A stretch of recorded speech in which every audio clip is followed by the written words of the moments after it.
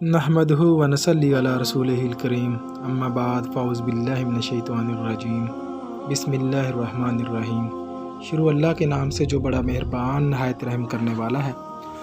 आज हम जिस मौजू पर बात करेंगे वो है मायूसी गुनाह है, और अगर कोई शख्स बेरोज़गार है तो वो किस तरह मायूस होता है और वो क्यों मायूस होता है जबकि हम मुसलमान हैं। अल्लाह ताला ने कुरान मजीद में आयत नंबर 3 सूरह तलाक में फरमाया है कि ऐ इंसान, और इसको ऐसी जगह से रिज़्क देगा, अल्लाह ताला ऐसे इंसान को ऐसी जगह से रिज़्क देगा जहाँ से उसका वहम व गुमान भी ना हो, और जो खुदा पर भरोसा रखेगा तो वो इसको कफ़ायत करेगा। खुदा अपने काम को जो वो करना चाहता है पूरा कर देता है। खुदा ने हर चीज़ का अंदाज़ा मुकर्रर कर रखा है। यानी इस आयत से ये पता चलता है हमें कि अल्लाह ताला गफूरुर रहीम है, जिसने इंसान को पैदा किया। बहुत से लोग हैं वो बेरोज़गार हैं, परेशान हैं, और हालात ऐसे हैं मुल्क के कि हर शख्स जो है वो इस वजह से परेशान है कि क्योंकि रोज़गार नहीं है। मैंने मुनासिब समझा आज इस मौजू पर बात करने के लिए कि हो सकता है मेरी इस वीडियो से उनकी परेशानी कम हो, उनके मसाइल हल हो जाएं। बात ये है कि जब इंसान मायूस हो जाता है, अल्लाह ताला ने फरमाया है कि मेरा बंदा जो है मुझ पर भरोसा रखे, मायूस ना हो। मायूसी गुनाह है, और अल्लाह ताला फरमाता है मैं इंसान को वहाँ से रिज़्क अता करता हूँ जहाँ पर उसका वहम गुमान भी ना हो। लिहाजा इंसान को हर हाल में शुक्र अदा करना चाहिए। अल्लाह ताला फरमाता है ए मेरे बंदे, तू जितना मेरा शुक्र अदा करता चला जाएगा मैं तुझको उससे ज़्यादा नवाजता जाऊँगा। तो यहाँ पर बात आती है जब इंसान को ठोकरें लगती हैं, दर बदर की, रोज़गार नहीं मिलता, मायूस हो जाता है। अल्लाह ताला ने सूरह तलाक आयत नंबर 3 में फरमाया कि इंसान, तू सोच भी नहीं सकता कि जब मैं रिज़्क का वसीला बनाने पे आऊँ तो वहाँ से बना सकता हूँ जहाँ से तुम्हारा वहम व गुमान भी ना हो। अल्लाह वहाँ से रिज़्क अता कर सकता है।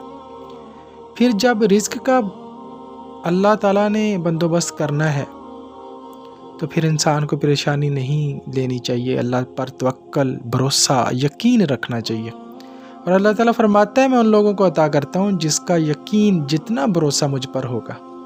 तो अल्लाह ताला पर भरोसा रखा करें। कोई भी मुश्किल वक़्त आ जाए, कोई मुसीबत आ जाए, ख्वाह कितना भी मुश्किल वक़्त क्यों ना हो, अल्लाह पर तवक्कल रखा करें, अल्लाह पर भरोसा किया करें। जितने भी अल्लाह के अंबिया कराम थे, नबी थे, सहाबा थे, जितने अल्लाह के वली थे, उन लोगों की ज़िंदगियों को देखें ना आप, तो आप सोच भी नहीं सकते कि उनकी ज़िंदगियों में कितने दुख और गम थे। हज़रत इमाम हसन हुसैन का वाक़या करबला आपके सामने है। अल्लाह के नबी सल्लल्लाहु अलैहि वसल्लम की ज़िंदगी आपके सामने है। हज़रत उमर फ़ारूक रज़ी अल्लाह ताला अन्हु को अल्लाह ने हाकम बनाया, इसके बावजूद उन्होंने सखावत में ज़िंदगी बसर की, सादा ज़िंदगी बसर की। हज़रत उमर बिन अब्दुल ख़त्ताब रज़ी अल्लाह ताला अन्हु, इतने हज़रत उमर बिन अब्दुल अज़ीज़, वो देख लें, इतनी बड़ी रियासत के बादशाह और घर में फाके थे। और हज़रत अबू बकर सिद्दीक़ रज़ी अल्लाह ताला अन्हु, जिसने मरते हुए अपनी बेटी से कहा कि मेरे मरने के बाद जो है मेरे कपड़े जो पुराने हैं उन्हीं को मेरा कफन बना दो, नए कपड़े ज़िंदा लोगों को ज़्यादा ज़रूरी हैं। बात यह है हम में एहसास नहीं है। अगर एक बेरोज़गार है, दूसरे के पास वसाइल हैं, वो सफ़ेद पोश लोगों को देखे कि किसी के घर में फाके तो नहीं है। यहाँ पे हज करते हैं लोग, हज पर चले जाते हैं, यहाँ पे साथ हज करते हैं। अल्लाह के नबी सल्लल्लाहु अलैहि वसल्लम की ज़िंदगी में कितने हज हुए? जवाब आता है एक। اللہ کے نبی صلی اللہ علیہ وسلم نے ایک حج کیا، تو آپ اللہ کے نبی صلی اللہ علیہ وسلم سے بڑھ کر آگے چلنا چاہتے ہو کہ اللہ کے نبی صلی اللہ علیہ وسلم نے حج ایک مرتبہ کیا، اور صاحب استطاعت جو اس کی طاقت رکھتا ہے اس پر ایک مرتبہ حج واجب ہے، اس کے بعد آپ اگر ساتھ ساتھ حج کرتے ہیں، اس کا مطلب یہ ہے کہ آپ کے دائیں بائیں سارے امیر ہیں، کوئی محتاج نہیں، کوئی غریب نہیں۔ اس کا مطلب آپ حج اس لیے کرتے ہیں۔ ایسا شخص جس کے دائیں بائیں فاقے ہوں، بھوک سے لوگ مر رہے ہیں، اس پر حج واجب نہیں ہے، یہ بات ذہن میں رکھ لیں۔ اگر اس کے اڑوس پڑوس میں، اس کے ہمسائے میں اگر کوئی شخص بھوک سے مر گیا اور وہ شخص حج کرنے چلا گیا تو اس کا کوئی حج نہیں ہے۔ یہ بات کان کھول کر سن لیں۔ سب سے پہلے انسانیت ہے، اخلاقیت ہے، حقوق العباد ہے۔ آپ ہمسایوں کے حقوق دیکھیں۔ اللہ کے نبی صلی اللہ علیہ وسلم ہمسایوں کے اس قدر حقوق بیان کرتے تھے کہ بعض اوقات صحابہ کہتے تھے کہ ہمیں وہم و گمان ہوتا تھا کہ ہماری وراثت میں ہی یہ نہ کہہ دیں کہ اللہ کے نبی کے آپ کے ہمسایوں کا آپ کی وراثت میں بھی حق ہے۔ یعنی اس قدر ہمسایوں کی حقوق ہیں، انسانیت ہے۔ اللہ کے نبی صلی اللہ علیہ وسلم کی پوری زندگی جو ہے حقوق اللہ کے بعد حقوق العباد پر گزری ہے۔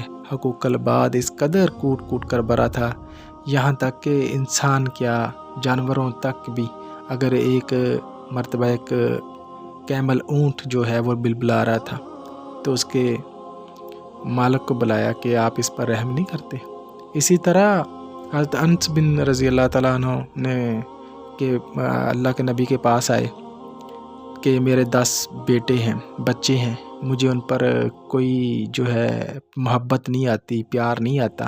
اللہ کے نبی صلی اللہ علیہ وسلم نے فرمایا، انس کیا تجھے اللہ سے ڈر نہیں لگتا؟ ڈرو اس ذات سے جس نے تمہیں پیدا کیا ہے، لہٰذا اپنے بیوی بچوں کے معاملات میں صلہ رحمی اختیار کرو۔ ان کے آپ کو اللہ نے حاکم بنایا ہے، کس پر حاکم بنایا ہے؟ بیوی پر، بچوں پر، اور اپنے جو چھوٹے آپ کے زیر سایہ لوگ زیر کفالت ہیں، اگر والدین بوڑھے ہیں تو وہ بھی، تو صلہ رحمی کیا کرو۔ جب آپ صلہ رحمی کرو گے، ان کو ان کے حق دو گے، تو اللہ کے نزدیک آپ سب سے زیادہ عزت والے، آپ سب سے زیادہ قریب ہوں گے۔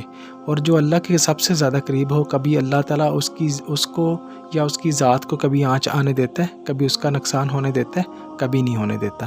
لہٰذا کبھی بھی کسی بھی حال میں اللہ تعالیٰ کا دامن نہ چھوڑو، اللہ سے آس نہ چھوڑو، اللہ کا یقین اور بھروسہ نہ توڑو، اور ہمیشہ اللہ پر بھروسہ رکھا کرو۔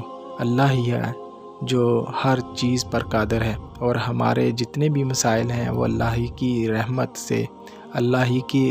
سے جو ہے حاصل ہوں گے، اور ہمارے جتنے بھی مسائل ہیں اس کو اللہ نے ہی ختم کرنے ہیں اور ان کو ہی حل کرنا ہے۔ لہٰذا ہر انسان جو ہے اللہ پر توکل رکھے۔ اللہ جس نے پیدا کیا ہے اس نے رزق بھی دینا ہے۔ جب انسان دنیا میں نہیں آتا تو اللہ تعالیٰ اس کا پہلے رزق جو ہے اس کا لکھ دیتا ہے۔ تو لہٰذا اگر ہمارا رزق لکھا ہے اور ہمارا یقین ہے کہ اللہ تعالیٰ نے جس نے پیدا کیا ہے وہ ہمیں رزق ضرور عطا کرے گا۔